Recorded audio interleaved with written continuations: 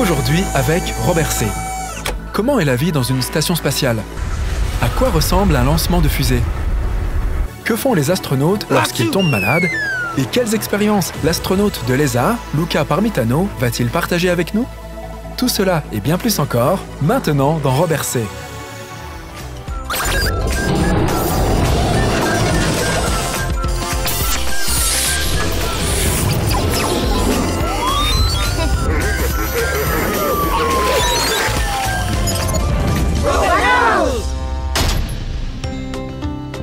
Dépêche-toi, Sorette! C'est bientôt l'heure de notre discussion avec Luca!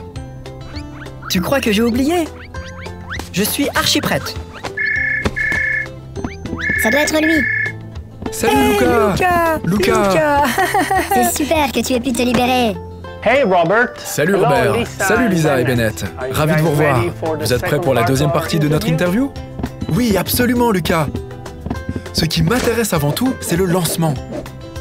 Comment tu t'es senti pendant le lancement de la fusée? Tu sais, Bennett, c'est un moment très attendu. Tous les astronautes aiment le lancement de la fusée. D'abord parce qu'on vole dans l'espace, mais aussi parce que c'est un processus très dynamique. Toute l'équipe de la mission a travaillé pendant des années pour ce moment et est très bien préparée. 4, 3, 2, 1. Tu es donc à ta place, et ce qui se passe, c'est que la fusée monte à une altitude de 250 km en 8 minutes et 48 secondes. De 0 à 28 000 km par heure. C'est une accélération assez puissante. Et on a l'impression qu'il y a une main géante sur ta poitrine qui te pousse dans ton siège.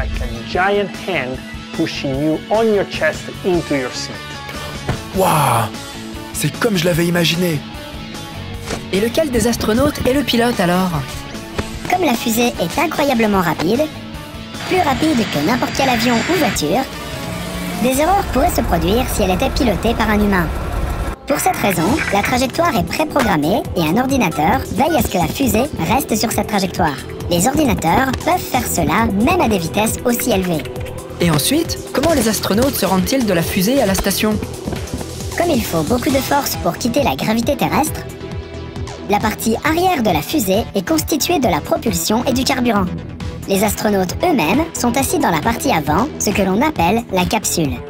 Une fois que la fusée est dans l'espace, la partie arrière est larguée et seule la capsule continue à voler.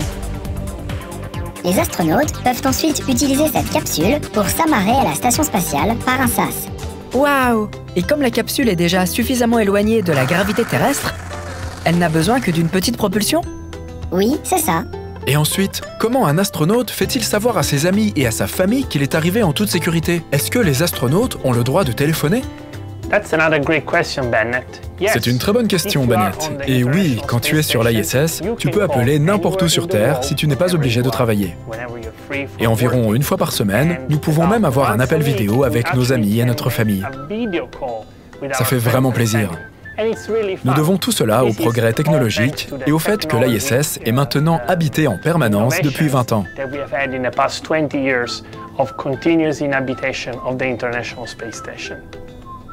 Un tel appel fait du bien quand tu es si loin de chez toi et de tes amis. Tu as déjà eu le mal du pays lors d'une mission? Tu sais, Lisa, je pense que c'est important d'avoir le mal du pays. Après tout, nous ne sommes pas des robots. Désolé, Robert. Nous sommes humains, et même si nous sommes des astronautes bien entraînés, nous avons toujours le mal du pays. J'apprécie d'être un peu triste parfois. Pour moi, cela signifie que j'aime toujours ma famille et mes amis, qu'ils me manquent, et que ma planète, la planète Terre, me manque. C'est donc presque agréable de se sentir triste parfois en regardant par la fenêtre de l'ISS. Mais il est aussi important de savoir que notre temps dans l'espace est limité. Cela peut durer 3, 4 mois. Pour moi, c'était 200 jours. Mais le temps est toujours limité. Donc, quand on se sent triste, on se rappelle juste qu'être astronaute est une opportunité fantastique, que tu n'auras peut-être qu'une fois dans ta vie. Et puis, la tristesse s'estompe immédiatement.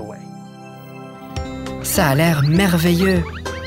Je savais que tu avais un truc pour ça. Et que se passe-t-il si tu tombes malade pendant ta mission? Il y a un médecin sur l'ISS? Je peux répondre à cela, Luca. Tout d'abord, Tous les astronautes sont suivis par un médecin avant, pendant et aussi après leur vol. Ainsi, si quelqu'un tombe malade, le médecin peut déterminer depuis la Terre quelle est la maladie et trouver une solution rapide. Mais comment un médecin peut effectuer un examen depuis la Terre? Avec un appel vidéo, bien sûr. Cependant, l'astronaute doit effectuer les tests lui-même et envoyer les résultats au médecin ensuite. Mais qu'en est-il des choses quotidiennes? Y a-t-il des toilettes dans l'espace? Il doit y avoir des toilettes, non? Bien sûr. Les toilettes de l'ISS sont conçues pour tout le monde. Cependant, aller aux toilettes en apesanteur n'est pas si facile. Une ceinture sur le ventre et les pieds maintient l'astronaute en position et tous les déchets sont aspirés dans des récipients de collecte comme avec un aspirateur géant. Un pour chaque type de déchets. L'urine est collectée avec les autres eaux usées. Les solides sont séchés, rangés et préparés pour être ramassés par le prochain vaisseau spatial. Et l'eau? Elle est recyclée. Alors il la nettoie et la réutilise? Tout à fait. C'est comme disent les astronautes. Le pipi d'aujourd'hui est le café de demain.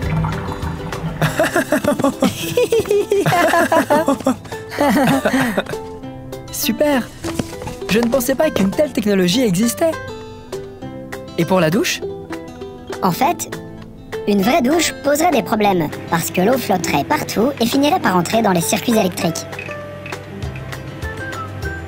Les astronautes utilisent donc une serviette humide à la place. Et que mangent les astronautes dans l'espace? La plupart des aliments sur l'ISS sont préfabriqués et emballés. Cependant, ils doivent être préparés spécifiquement pour être consommés dans l'espace. Mais les fruits, les légumes et les tortillas frais sont aussi livrés de la Terre. Cependant, il faut les manger peu de temps après la livraison. Sinon, ils se détériorent. Cool! Je parie que les fruits frais ont un bien meilleur goût que les conserves. Encore une question, Luca. Et merci pour ta patience avec nous. Est-ce que tu iras aussi sur Mars? Tu sais, Lisa, j'adorerais aller sur Mars. Mais je pense que je suis déjà un peu trop vieux pour ça. Donc même si je ne suis pas vraiment vieux maintenant, je le serai probablement d'ici à ce que nous ayons l'occasion d'aller sur Mars. Je pense que ça va prendre un certain temps avant qu'on puisse envoyer un humain sur la planète rouge. Mais je serai prêt à le faire maintenant aussi. Ça fait partie de mon travail. Mais à l'ESA, nous sommes très optimistes quant au fait que le premier humain à se rendre sur Mars est déjà né.